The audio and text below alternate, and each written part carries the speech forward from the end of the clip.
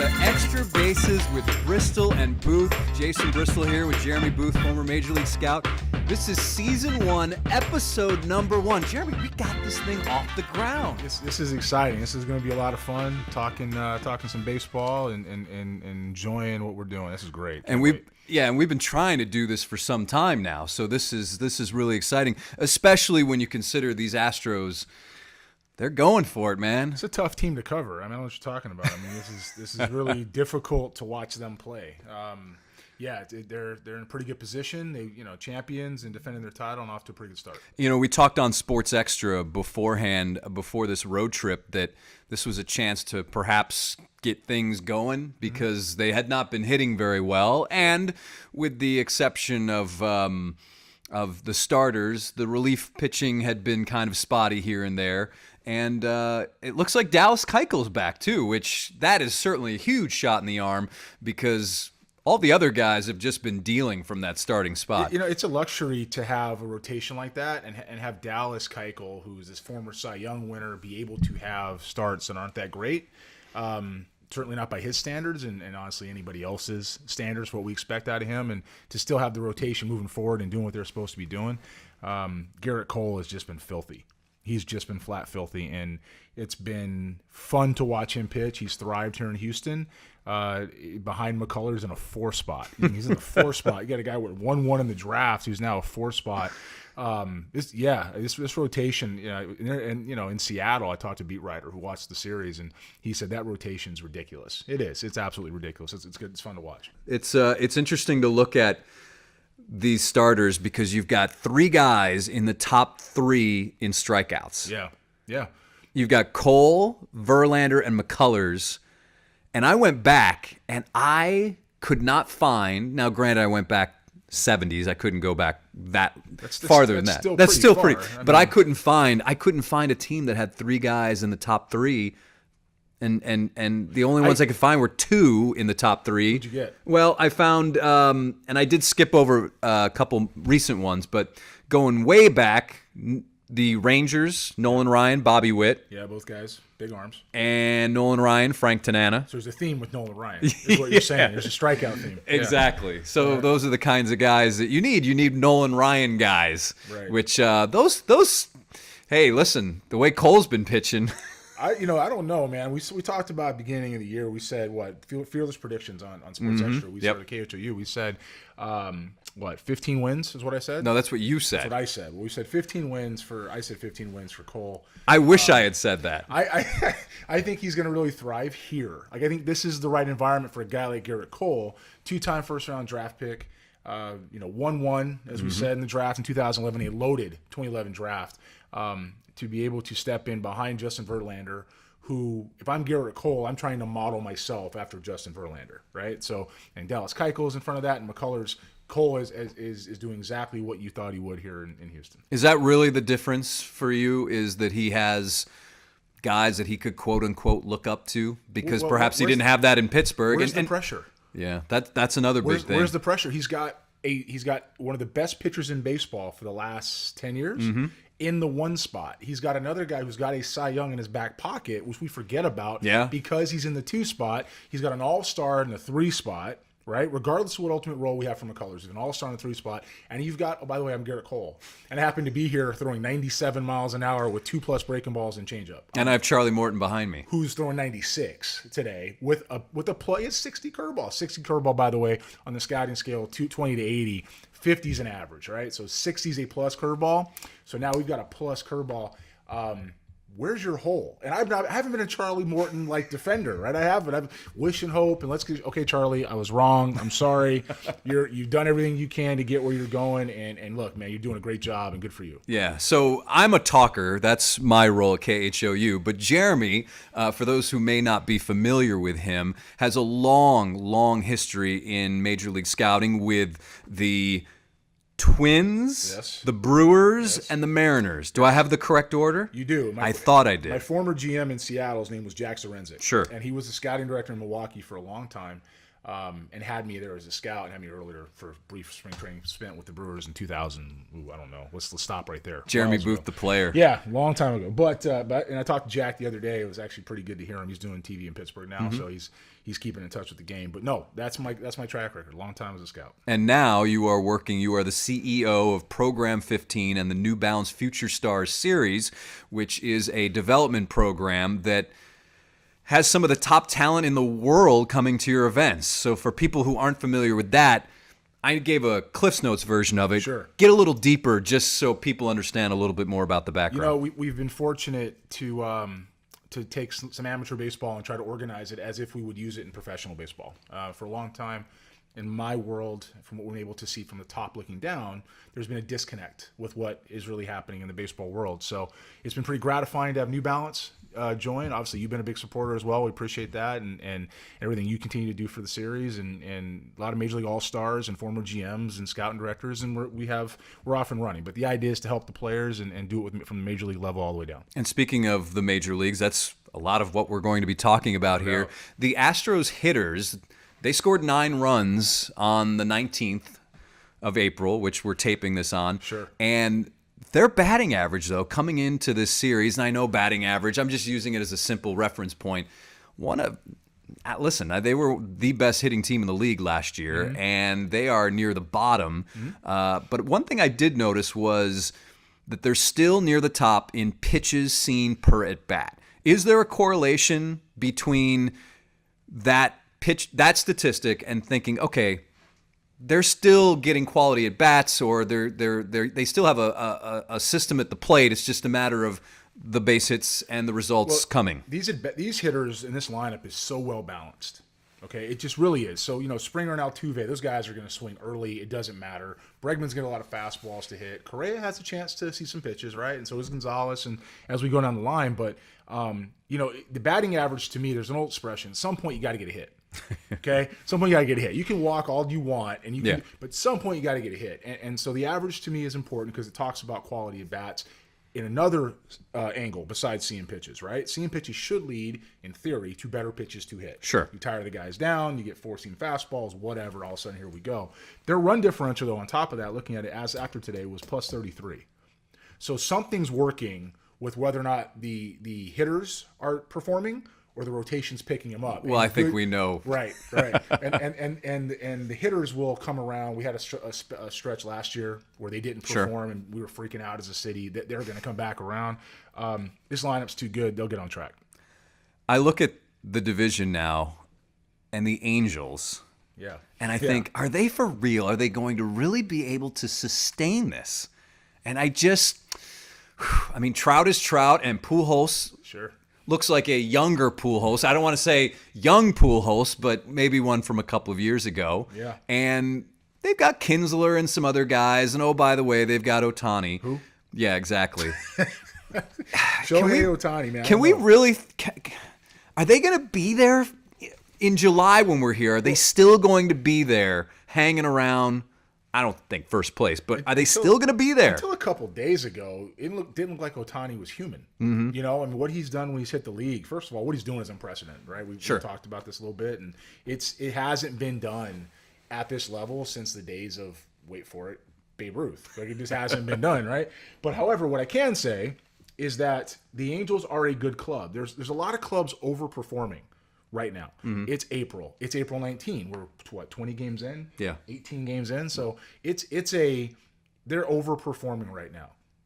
If they that's why you play the games.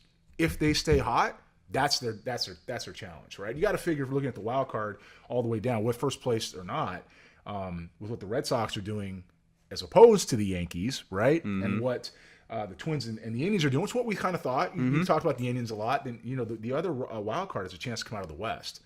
That's got a chance to be the Angels. So at the very least, they're proving they're dangerous. Now, whether or not they're a first place team, the Astros should walk away. Check that. They should sprint away with this division. But the Astros are the Angels are for real. I think they're for real.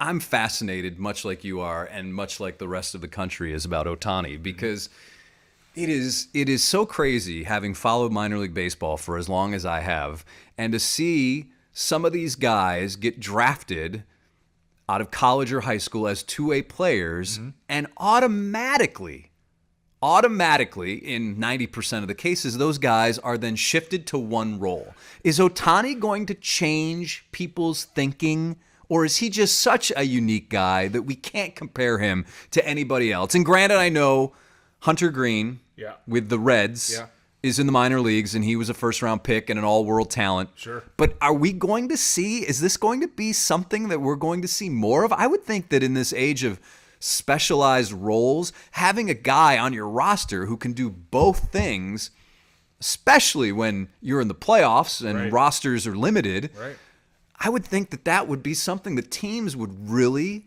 grab onto. You know, at the very least, Ohtani is going to help them win games on both sides of the ball. He's going to do it on the mound, he's going to do it at the plate. Okay, defensively, I might be wrong, but I haven't seen him in the outfield yet. No. So we haven't seen him hit the everyday wear and tear on his body. Okay, the Angels, and it looks like so far they're right, thought this was a special bat.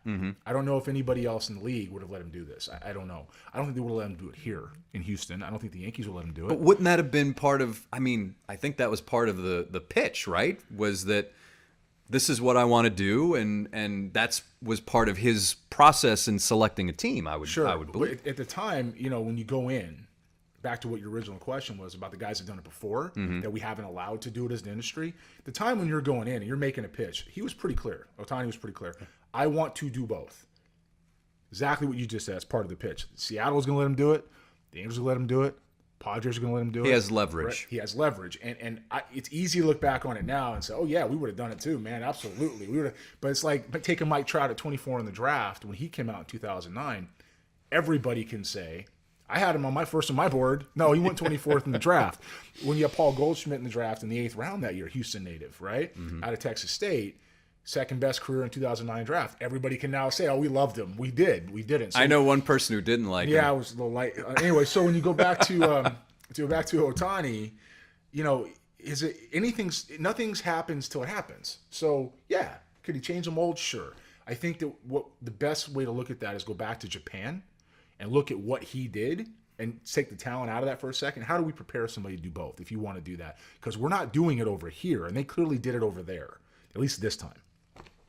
I'm just, because I look back and again, loving the draft and minor league baseball, and I look at some of the guys that we've had in the past. Frankie Rodriguez, who was a shortstop and a right-handed pitcher, junior college, drafted by the Red Sox, threw really hard. Ultimately pitched, I think, for the Twins. Twins in the big leagues. Maybe the Red Sox. He gets the back to Boston. Possibly. The Twins, though. And Dave McCarty was another guy that jumps off the page for me. Houston native, first round pick. Certainly, Chris Roberts from Florida State, right? Yeah, there's guys that have done. What's the other kid last year? McKay. Now I think he's pitching. Is he pitching? He is pitching. I'm pretty sure. Tampa Bay. Yeah. Him, so they're letting him do both. A little bit. Interesting. So I don't know. I just wonder if this we're ushering in a new age now, because ushering in a new age because of a guy like this. But it makes me think, wow. Imagine if those other guys came along now. Maybe their careers would have turned out differently. I don't know. I don't know if they're on the par talent wise and the same level as Ohtani, but boy, to be drafted where they were, first round. We'll see what Hunter Green went 2, right? And McKay went 3. Right, McCarty went 6 back in the day, right? So out of Stanford. So, you know, first of all, Hunter Green got $8 million, whatever he got, right? So the Reds are going to protect him. Yeah. McKay got a bunch of money right behind him. The Rays are going to protect him. Give the Rays some credit for thinking outside the box a little bit and letting him do it. I think the thought process with Hunter Green, and I saw a lot of Hunter Green like everybody else, but Hunter Green was so far away, regardless of being taken 2 in the draft, on the mound. And he's really not a middle-of-the-order guy as a shortstop. He's just not for me. Okay. He's probably a third baseman, and he's probably somebody that has to hit a bunch of home runs. I'm not saying he doesn't have that power, and that he's not a first-round pick or a late first-round pick as a hitter, but the ceiling is so much higher for him as a pitcher, right? Okay. So if you're taking him 2, you're teaching him how to pitch, you're protecting him, you're monitoring his pitches, and let's not forget, by the way, he's 18. Yeah. Ohtani's played at the highest level that Japan has to offer. And Ohtani came out a while ago, and I wish I had it in front of me, a list of things that he wanted to accomplish by a certain age. And being over here, after dominating in Japan, was part of it, right? So he's well on his track mentally to be able to do that.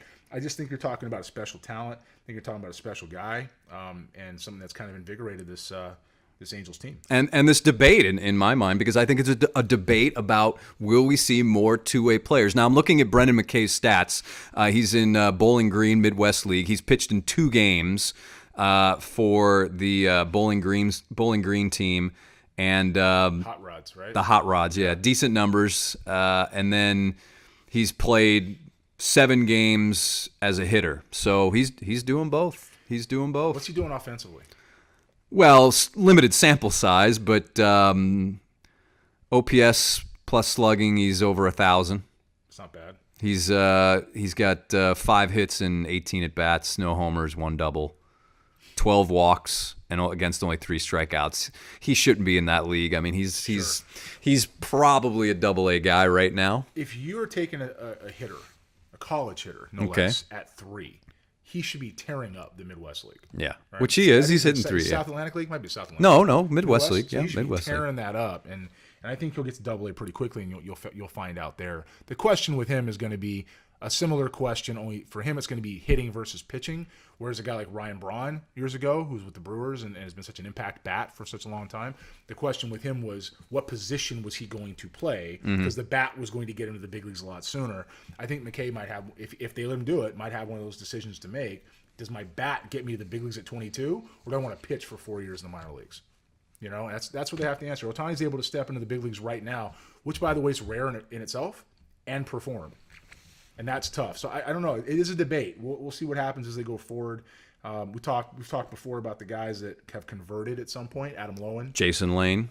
Jason Lane. Forget about Jason Lane. That's pretty good one, right? Yeah. We've talked about Rick Ankiel, who had one of the best careers of a converted guy. So be fun to see. It's gonna be fun to watch. You know, maybe we should bring in Joe Savory. He still lives around here. Yeah, let's let him do it. Yeah, talk to him about what it was like and what it could be like now. And because we're digging deep into scouting, this is why I love having Jeremy around, right? And I'm going to show the camera. We have Milwaukee Brewers free agent report. This is a scouting report. We need to keep this between us. Yes. This is Jeremy Booth's scouting report on a young outfielder from the University of Connecticut, George Springer III. Wonder whatever happened to that guy. Well, yeah, so this was Jeremy, and Jeremy touched on it earlier, the 20/80 scouting scale, 20 being the lowest grade and 80 value. being the highest, 80 being Hall of Famer, perennial Top All-Star. 5% in the game. Yeah, and it's interesting to see some of the numbers that Jeremy affixed to George Springer. Raw power, present 65, future 70. That wasn't hard. No. Fielding ability, future 60. Fielding range, 70 present, 70 future. I think the only thing that really, and he doesn't need to do it that much anymore, is speed, 70 present, 70 future. But he stole a lot of bases in the minor leagues. You know, George can absolutely go get it. He can absolutely run. He's been playing right field, I just think, because they've had what they've considered to be better options now in center field. Since he got to Houston, really. But he's a center fielder. If you ask George where he likes to play, and I did, I asked him before last season because I happened to, I'm around him. I say, hey, George, man, what do you want to do? Well, I want to hit in the one hole. Okay, accomplish that. What do you want about how's center field going to feel? Well, I ain't done it in a while, but I'll be fine. Guess what? He was fine. Yeah, he was pretty good in the playoffs. He's going to play. He's a center fielder, and in their best outfield, he plays center field. But no, looking at George back in college, and I saw him a bunch. What impressed me the most about George was the ability to make adjustments, right? And short of the stolen bases up here, as you said, doesn't need to do it. And he doesn't get a lot to run on anyway because he's got mashers hitting behind him, right? Short of that, he has produced with power. He's driven in runs. He's gotten on base. He certainly has hit for an average. He's made an all-star team, right? He has done the things you need to do that you expect him to do. He's an impact player, an MVP candidate year in and year out. Let me read some of this. And by the way, George Springer, 32 stolen bases in 2012 in the minor leagues. He stole 45 in 2013. And that's 70, right? That's 70. In today's game, that is 70 speed. You write center field in major league role. Let me just preface this by saying this was written in 2011. Same draft as Garrett Cole. Yeah. They played together on the U.S. national team. This is May 7th, 2011. You wrote center field in major league role. All-star potential here. Electric raw tools across the board with ceiling left. Frame built, lean, wiry strength. Body life, extremely athletic with explosion, fast twitch fibers throughout, a buggy whip bat speed that creates impressive raw power. Still some room for refinement on both sides of the ball, and isn't a finished product, which is a good thing, right? It's always a good thing. I don't know that he's finished yet. I mean, throwing in BP last January, he's not finished yet. Anyway, go on. But has potential for 270, 20, and 80 with some stolen bases mixed in. Explosive runner with extremely quick feet and a good stride, but needs to learn how to steal bases. Seems to have the ability to make adjustments as he didn't make the same mistakes twice. Eric Davis-like production out of this player in the future. Eric Davis-like production. Is there anybody in baseball that would not take Eric Davis? No? I mean, I don't know. Look, I grew up around E, and I used to watch him play a lot growing up in Southern California. Even though he was a Red, he was a Dodger and an Oriole and Tiger, and he bounced around. But I was lucky enough to be around him and watching the way he prepared, how he worked, how he carried himself, and the way he played center field. George really reminded me of that.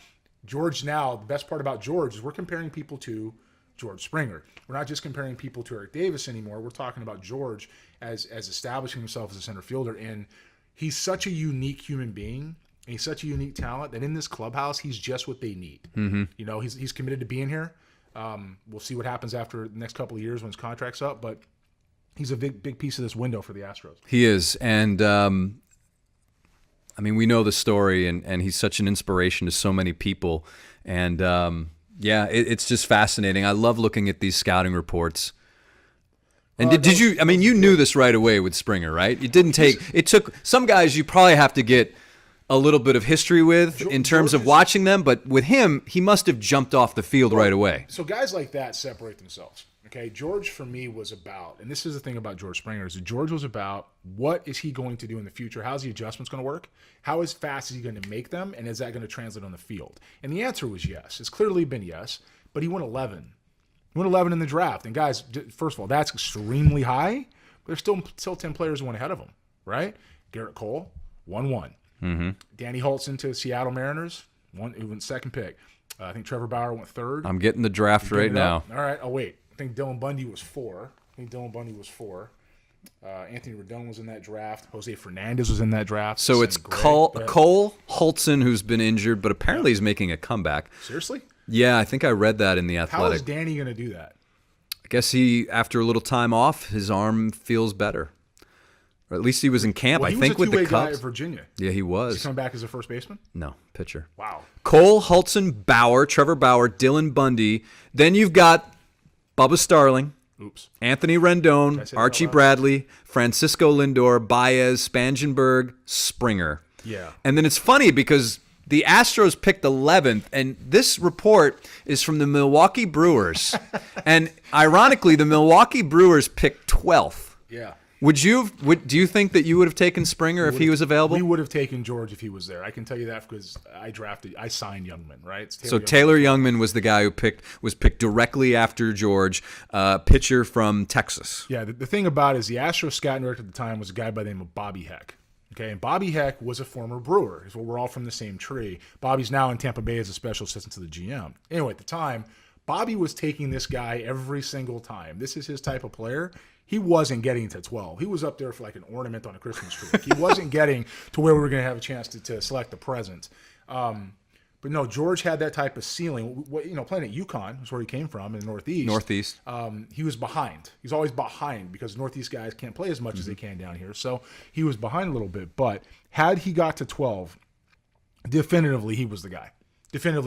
Now, Taylor Youngman had one good year and great at Texas and had a lot of really good, it was 96, 97, pitched 92, 93, had 2 breaking balls, Dick Hauser Award, Golden Spikes finalist. I mean, Taylor had one of the best college careers we could ask for. He won 9 games in 2015. Yeah, I mean, that was his 1 year actually, and I saw him pitch in San Diego. I went in there to see him pitch, but he had 1 year in the big leagues in Japan now. Were you in the draft room when that day when When we took Taylor? Yeah. I wasn't in the room. I was at home, actually. You were at home? I was at home, but we took him 12. Because I would have imagined what the reaction would have been when Springer went off the board. Well, they called me, Bruce Side, who God rest him, who's no longer with us, but he was our scouting director. He called me and said, we're taking Youngman. I said, I figured because Springer's gone. He goes, yeah, we're taking Taylor. Big right-hander, are we sure? And I said, yeah, we're sure. I mean, Taylor in a normal year doesn't get to 12. No. If you're talking about the guys ahead of him that year, go back down that list. Let's if you did the draft today, the entire first round. Does Cole still go 1-1?